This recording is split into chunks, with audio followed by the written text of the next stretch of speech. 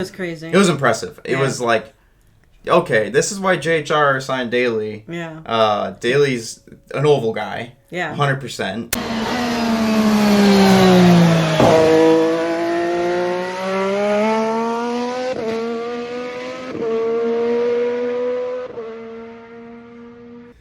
Hello, everyone. Welcome back. Hello. This is For the Love of Indy, and we are here today to recap St. Louis, which was awesome. Yeah. So sick. One of the best, right? You know, after Indy, like Indy was great, and Detroit was great, and now St. Louis was great, and we're on a roll. We're on an upswing. Yeah. And I don't know why, honestly. I don't know if it's just because the tracks are that much better, or if Firestone changed something with the tires. I don't know. If there's some technical directive we don't really know about in the public eye that maybe has changed how these cars are handling.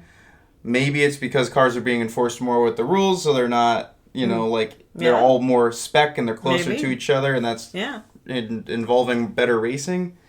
Yeah. It's been fun, though. It's been good. Yeah.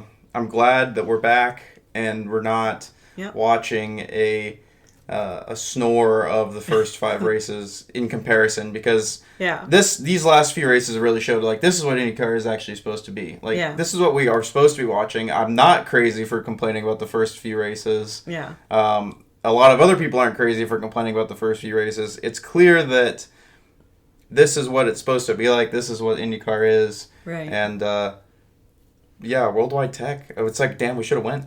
I know. I mean, it's like a 5-hour drive, and we're just kind of kicking ourselves now that, that would have been really fun to see in person.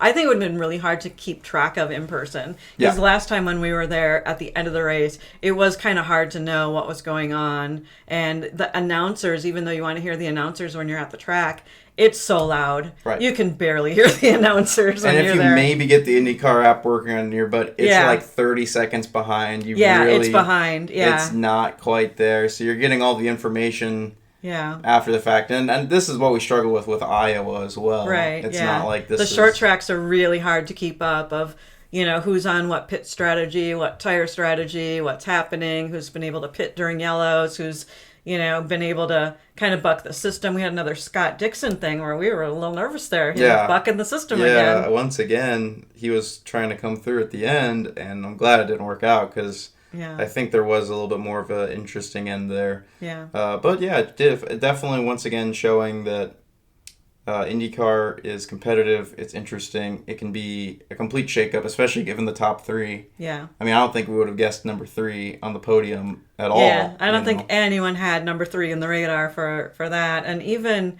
only having 2 winners in the season so far, it's still fun and interesting having that second person kind of rattling the cage a little bit for Palou. So. Right. So, quali, I guess. Yeah. I enjoy watching oval quali because of the lap average. Yeah. And it's a different kind of, when you're watching quali, it's a different kind of feeling when you're realizing, okay, they have to do well in that first lap, but they still have to do well in the second lap. And so some tracks are much more conducive to doing really well that first lap, and then the second lap it goes down.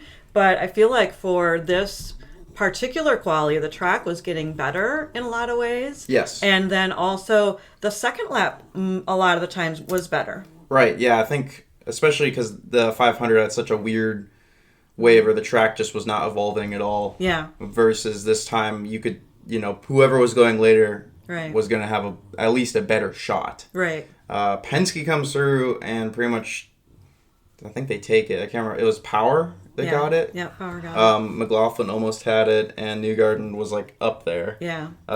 Clearly, so really the Penske's were. Yeah. They knew how to set up the car for qualifying, which wasn't surprising because they, I believe, won it last year. I think it was Newgarden won it last year. Yep. And so we were kind of expecting this. I had zero expectations, but I'm like, if anything, I think Penske is going to probably do well. Yeah. And everyone was thinking that. Yeah, I think the announcers were on board with Penske, and everyone's like, this is Penske's race, and so this is going to be big for them. Although, of the 3 of their drivers, I didn't expect Power to have the lead lap. Right, yeah, it's definitely shocking for Power to come through because I don't know. I mean, we definitely mentioned it a little bit where he seems like he's maybe in a little bit of a mental decline, but we're not. He just seems a lot slower. No, he just seems slower talking and a little more hazy. Like, it just takes him a lot of processing time for his thoughts. Like, when you're watching interviews of him a couple years ago versus watching interviews now, he's slower. So I don't know if he's just trying to be more thoughtful and careful about what he's saying, or if it's intentional or not, but it's definitely slower. And it's not, no one's really speaking on it, but it's, if you do go back and, because, my girlfriend was watching 100 Days to Indy, which, you should have already watched by now. Season 3, good luck finding that. We haven't even been able to watch that. Yeah, but we haven't found it yet. 1 and 2 just left Netflix, and so she binged it, and she casually watches the races with us now. Right. And I know she's listening to this, so shout out. And either way, she was like, oh yeah, he's definitely, like, now that you guys mentioned it, and watching 100 Days to Indy, it's crazy how much of a difference it is in the way that he speaks. But so I don't know, something to look out, something to maybe look at. I don't know. Yeah. So he got pole, and then Malukas. I mean, was he P2? He did really well too. I think he was P2 starting, or was it P? Yeah, I think so. But yeah, really good. Yeah. Once again, and he's just on a roll with qualifying because his last few qualifyings have been great. You can see his energy and excitement, and he's got a really good interview with Hinch and Rossi on their Off Track podcast, so I definitely recommend listening to Malukas with his interviews. That was really fun. Yeah, I think you can kind of tell now that he's definitely gunning for that Penske seat, and everyone's kind of, well, Power doesn't have a contract for next year, and and then Power gets quali, so then you're like, oh gosh, now what do we do? But Malukas is right up there. Yeah, and he is. If anything, he's right up there. He's out racing Power on the races in general now. Yeah, so for sure. I think it's deserved for him. It kind of sucks because I like Malukas, but I don't like Penske that much. Yeah, I know. And it's like, that will be a tough one. That would be really hard to deal with, I feel like, as a Malukas enjoyer. Fan, yeah.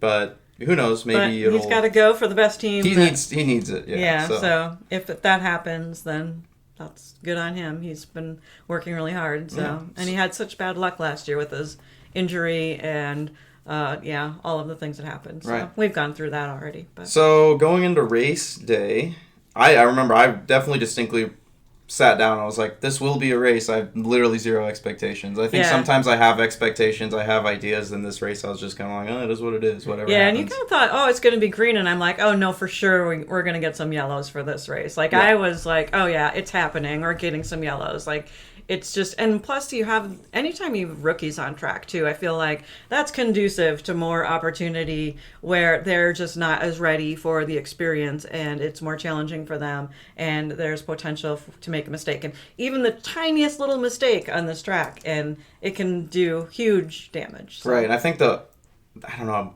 dare I say the ovals are getting a little bit more interesting, or maybe it's ovals and streets and maybe the road courses. Again, we'll have to see how Wisconsin is this weekend, because if Road America is just a dud, then it's like clearly track it's a track issue more than it is like, the road courses, the circuits aren't good, and maybe the streets and ovals are with this hybrid. So I guess we'll have to see how that plays out. But this oval was definitely surprisingly effective at people not only passing, but then also having some mistakes and some errors and things like that create a lot. So I think Power gets away at the beginning of the race, and then Malukas came charging in. Malukas came up. And so then Malukas was leading. Yeah, and one of the things he said on the Off Track podcast was talking about how he was rewatching last year and how utilizing the high line was a really big thing, and he took advantage of that. Daly took advantage of that. Rasmussen took advantage of that. I mean, there are people that really, really made that work for them. Right, that's kind of rare for an oval, and I hope Iowa can maybe have the same. Make a high line, we'll see. But because Newton's kind of Newton, so it was very interesting to see Malukas come up and lead right kind of from the bat, and I was like, oh, let's go, this is exciting, and they were doing well, and let's see, then I think one of the Penskes goes out first, and I can't remember who it was. It wasn't Newgard. I think McLaughlin went retired first, or no, he was the last to retire. Yeah. Well, he had a problem with the start, right? And then he had to. Yeah, he did. Yeah, he didn't get out of pit lane. Yeah. And then had to get it running. And then didn't go a lap and down. had to though. bring it up back to the front. So he got really lucky that he was able to do that. I was expecting him to go lap down, so he was able to not. And then I think actually Newgarden might have been the first one. Yeah, Newgarden was the first one. So kind of going into that, I think the race was kind of.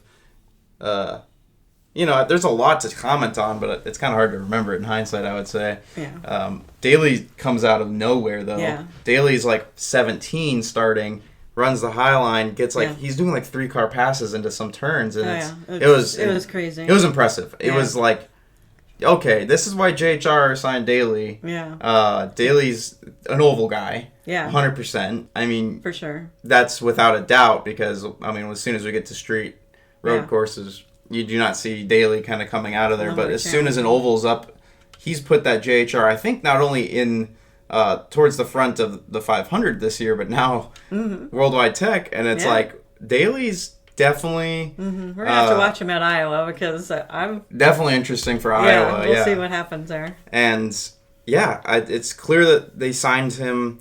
That was a good pick on JHR's end, because they're able to get better oval results. Mm-hmm. Now, I mean, Stingray is kind of a little bit more of a debate, but at the very least, they do have one solid driver on their team, and this was a race that showed that, because he was leading there for a while, and you could just, I mean, that fight with Pato basically to take that lead. I mean, that was exciting to watch. That was really hype. I kind of was hoping they could hold that lead to the end, but then again, it's like, well, there's still some pit stops in there, and it's JHR, and knowing the effectiveness of JHR in probably their strategy, and also their pit stops is not as high as the higher paid team, so it would have been a lot harder for him to convert that lead into a win at the end there, but it was impressive. Yeah.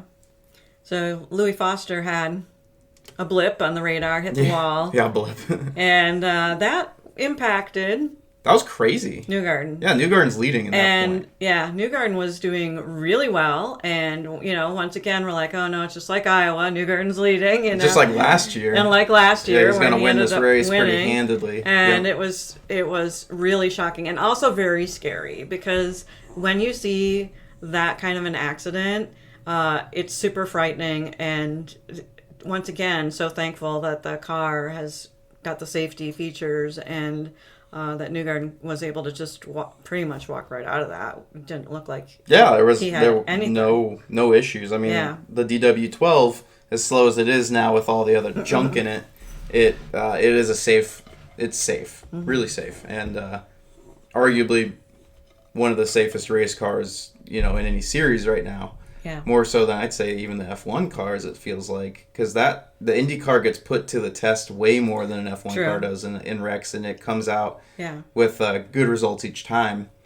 And, so he's leading the race. We're about to cut away for commercials. Yeah, that was the other thing, too. Yeah, we didn't even know what was happening. You were getting up to go get some food or something, and then, like, wait, what? And then we were looking at, did that just happen? And it's a rolling car. And then they cut back, but then it took them a while to get the replay up, so we didn't really know what was going on. And so that was really tough for them, I'm sure, because then they basically all three of their drivers. Yeah, I mean, it was just a wild accident because Foster goes up into the high line, loses control, basically hits, which sucks because he was having a good day. Yeah, this is 2 big wrecks for him now, race back to back on races. Yeah, which is hard. And that definitely sucks for Foster because I, again, still think he's the Rookie of the Year in my brain. But Schwartzman's also coming through now at this point, so because he got P10. Yeah. And I guess the rookie standings, we'll see. That's kind of a toss-up. But to see the leader get into a wreck like that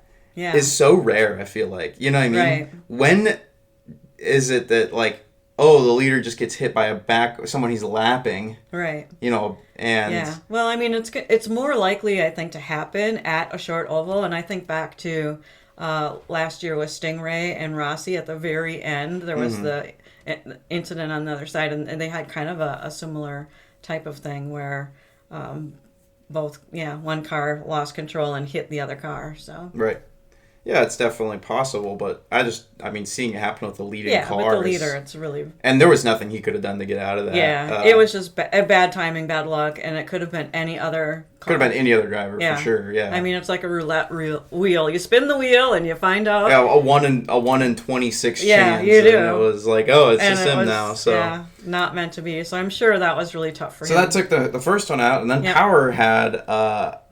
he went up into the marbles, whacked the wall, I'm pretty sure, and then his race was done. Yeah. And then he drove that thing in, like, all the way. Oh, yeah, that's right. He crab was just walking driving that car. Yeah, and actually we were impressed with the talent of driving that car where you just, you're driving sideways, you know, and he was able to get it back and pit it in his spot. That was really surprising. That was really impressive. You would normally think they'd have to come out with the safety team and bring his car back. Right. Yeah. And I think either way it was a yellow, but it was definitely like, okay, so now we have 2 Penske's out, and then, like, I guess there's 1 to go now, right, in terms of who's going to get out, like, if all 3 are going to have a bad day, and then I think McLaughlin was the last one holding out, and I can't remember how...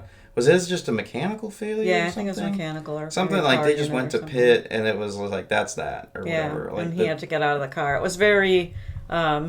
I mean, if you're going to be out of the race, it's like the safest, easiest way to get out of the race. But it's also probably super disappointing because it's like the car is failing out on you. You're having a good race, and there's just nothing you can do about it. But once again, that's racing. That's, rolling the dice, and sometimes things go your way, and sometimes they don't. And there's just a really big element of luck and circumstance that goes beyond the driver. Right, and kind of going off of just pure luck. Like, honestly, Rasmussen in the ECR... That was a nuts drive from him. So he's all the way at the back, and he pretty much, finds a way to get all the way to the front. And you just think, how is that even possible? He was having a great day. And then they're like doing the restart, and then they give him like a 10 grid place drop. That's right. So now he's way back into the midfield again with like, I don't know how many laps left, 30, 40 laps left. Yeah.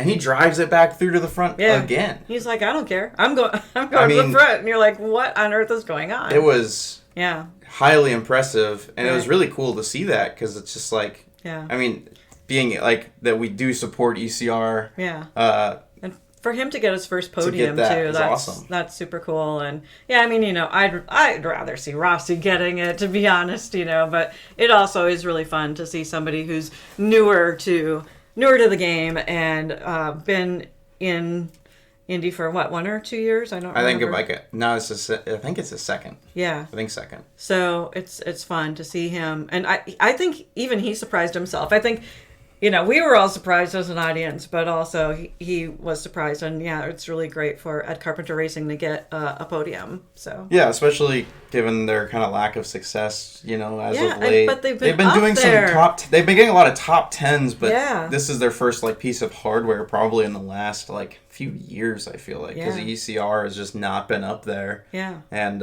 so it's fun to see them kind of in the running a little bit more this season, and just their confidence and their energy and their positivity. And I was just watching, online, they're up at Road America and they're excited for that race, and you could just even see like the change in energy in Christian, that he was like, let's go, I mean, right, he's excited. Well, and I think it helps put his name there, like kind of get his name there. It's not like he'll just be another driver that fades into the void of like the background of no one will, for sure. Like, unless arguably I would say if like unless Abel can Abel is able unless he can pick up the pace a little bit, he might disappear after this year. I feel like he's struggling. Of all of the ones right now, and he fades off into the obscurity of IndyCar forgotten drivers, right? Yeah. And Rasmussen getting a P3 in an ECR is at least something that does a better job of keeping you in the limelight, keep you in the running, keep you notable as a driver.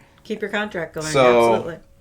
Yeah, I think and VK had an awesome day. Yeah, VK, that was fun. Impressive. What did he end up at? Like P7. 7, okay. Yeah, I was... Yeah, that's great. I honestly was watching the race, and he's like starting 17. I'm like, I don't know if VK is really going to have it this race. Yeah. Get to the end of the race, and he's somehow in 7th. I'm like, that's my GOAT. That's my GOAT. Like, somehow he did that, so... Yeah, that was good. Let's go, again, VK. like he is purely carrying DCR on his shoulders. Yeah.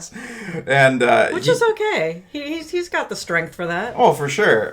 It's just like being the only guy in the team to, lift up the team like that. Kind of, that's a lot of pressure, but he's also doing a great job of it. He definitely needs to be in a better car. Yeah, he has a really good attitude, though. And gotta he's, put him in something really better. Hard. Yeah. He cannot. I don't think he should fade away into obscurity. He is doing some serious work in a DCR. Yeah, and it's just so apparent. Like arguably getting better results than any of the ROL cars. Yeah.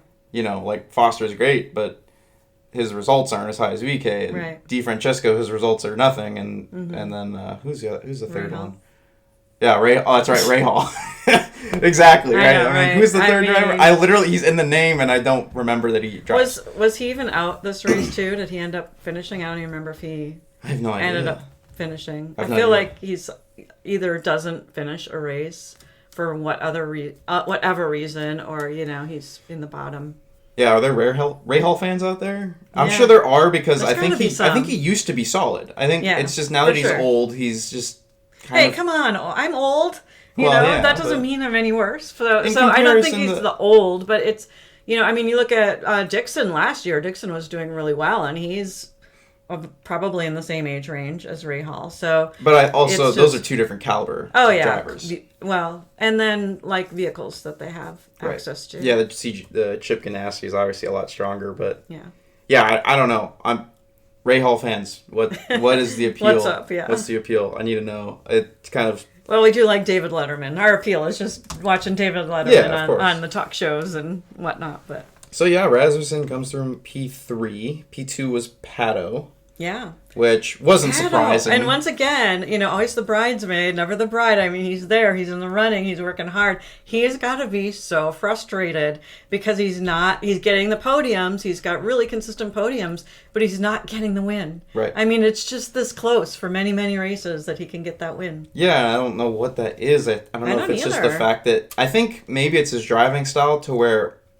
he is so aggressive that to be able to run it right to the bitter end isn't, unless his car just can't make it there in the lead. I don't know. I also think the two people that are leading the series as far as wins, when you have Palou and you have Kirkwood, I think they have the best two strategists in their 100% in their 100%, Barry and Brian are absolutely top notch, the best strategists. Yeah, I think so. I mean, so Kirkwood comes home with another win, which is shocking. His first oval. What about that? Like, way to go, Kirkwood. I mean, that was so exciting for him. It was kind of unexpected, and Andretti hasn't been pulling off as much, We were both qualified in the top 10. I mean, it was Herta and Kirkwood up both in top 10 starting, so it wasn't impossible, but. Right. Yeah, Kirkwood comes through with. I mean, Kirkwood's a good driver. Don't get me wrong, but Brian Herta, his strategy on point. So good of a strategist. Yeah. Like that was a race I think that had to have been won more on strategy than on racecraft. I mean, obviously racecraft in terms of he didn't hit people, great. Yeah. He was following the directions. He was doing well. He was aggressive. He was assertive. He was, putting himself out there. And, I think he's had that on his back for a while. I mean, I think Herta had that on his back for a while, too, not getting an oval. Right. And he finally got ovals last year. And so now this year, with Kirkwood getting oval win, it's like one of those reliefs for those drivers that, oh my gosh, finally I can check that box and I've done that thing of getting that oval win. So it was awesome to see that. And it was so unexpected. I mean, we all thought, okay, Penske's are going to get it. What if Palou's going to get up there? Right. What's going to happen? So to see him get that, even though there's only 2 winners so far this season, it was really fun to see him win an oval. I was happy for that. Yeah, it was just nice to see it. I mean, we're really at a crazy outcome result now. It's 8 Honda engines have won in a row. Yeah. Chevy has not won anything this race. Yeah. Or this season. They're not and happy. We're still carrying on there's only 2 winners right now. Right. Which It's weird. But it's so still really strange. exciting. Like these last 3 races have been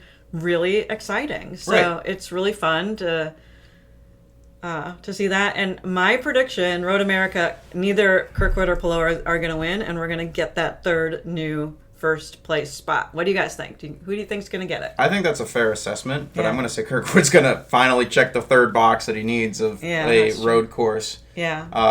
But then again, I think I could see Palou finally kind of coming back because he's had 2 bad results, and now he's probably won because he finished 8. Yeah. And they might just come through again, and I'm not gonna, especially on a road course, because I think the road courses, which we started a lot with at the beginning of the season, were a lot drier. So I think it could.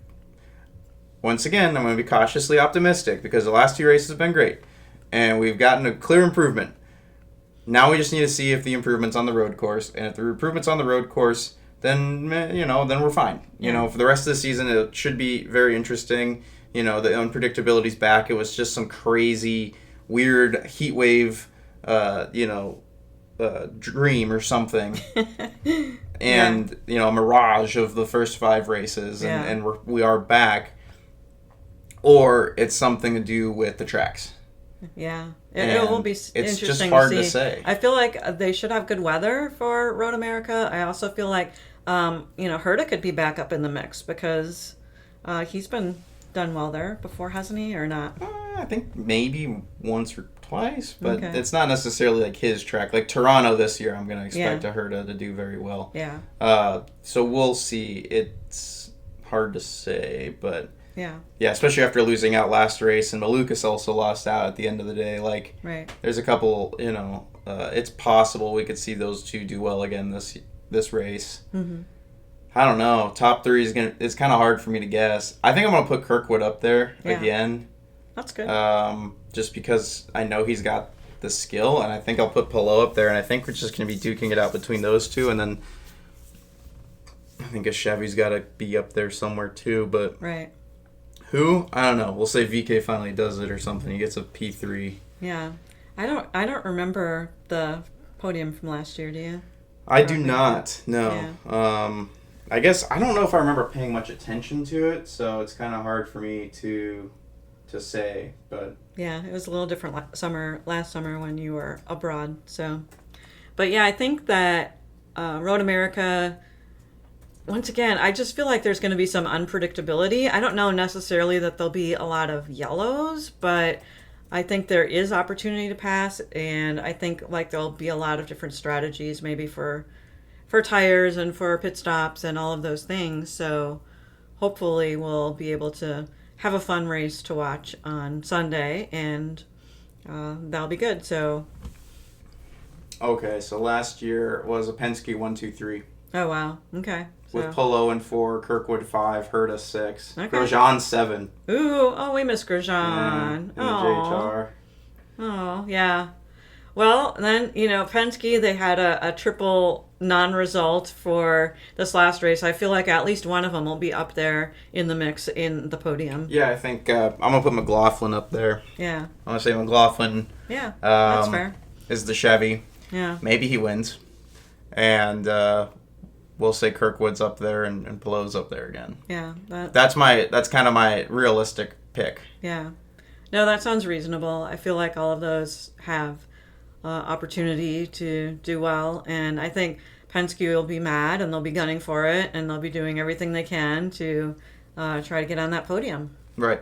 Yeah. So is your pick the same, or is it any different? Yeah, I mean, I'd like to see Kirkwood up there and Herta up there, and then just one Penske. So that would be my pick, is to have 2 Andretti's and a Penske. Andretti 1, 2. Yeah, that'd be nice. Yeah. It certainly would be nice. Yeah, I mean, I definitely hope one day we can get up to Road America as well. Yeah, for one of the races, because it just looks like a nice, nice area to be. I'll be up in Milwaukee this year though, so we will see. The Milwaukee Mile. Yeah, and you'll have to look for Evan if you're at Milwaukee out and about, and say hi. Yeah, it's going to be interesting because we've only been to oval races, and we're just keeping that going because it'll be Iowa, St. Louis, and then Milwaukee. So it's just like we really do need to find a road course or a street circuit that we can go to. Right. and find the time for And that. we have some shirts that have For the Love of Indy on them, so you'll see those at Iowa and you'll see them at Milwaukee. So you will want to keep an eye out for that. Yeah, for sure. And if somehow you found this podcast from the shirt, that's cool. I appreciate that. But keep eyes peeled. If you're a viewer or a listener and you see us there, thank you. Any of those appreciate races, you. Come say hi. Yeah, I guess. But either way, right. We always appreciate anyone for listening, taking the time. This is a little bit of a shorter episode, but last few have been kind of long, so it's kind of good to just get through one and kind of wrap it all up nice and quick. But again, thank you for listening.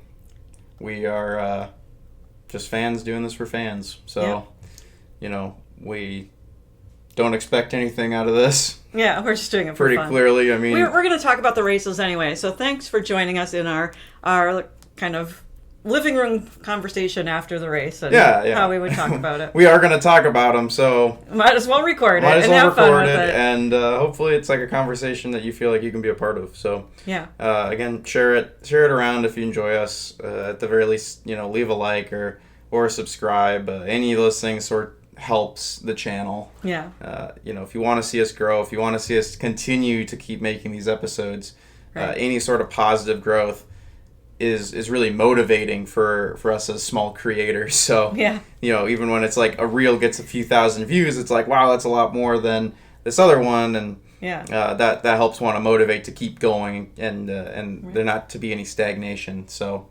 again, if you enjoy us, please can't thank you enough for sticking around and subscribing and all that. So at the end of the day, it is just doing this for the love of Indy. Thank you.